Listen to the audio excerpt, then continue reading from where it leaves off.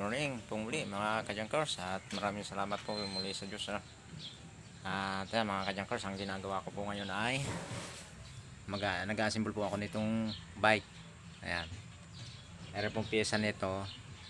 Ito ang rim, ililipat ko po doon mga kajankers, dito sa bading ito. Ayan o. Yan po ang aking ginagawa ngayon.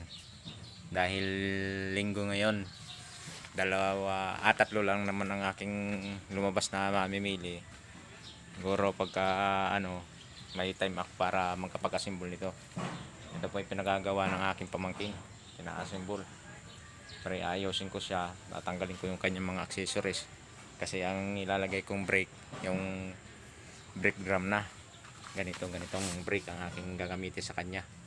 Ayan, ito po ang aking gagamitin. Kasi pagka ganito ang gamit, mas okay siya, maganda-ganda. Ayan, ito nga po ang aking mga gamit.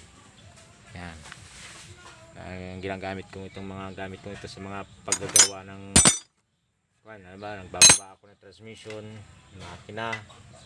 Ayan, ang aking mga ginagamit.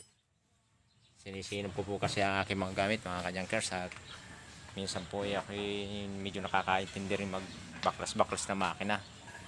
At yun, pagka nagbabaklas ng mga scrap na kalakal, yun ginagamit namin.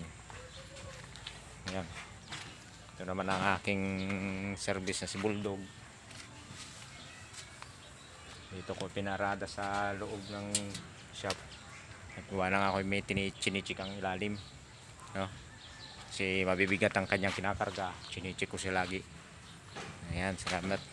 Maraming salamat po sa Diyos. Hanggang sa muli mga kajankers. At sige po, mapagpalang araw sa inyong muli.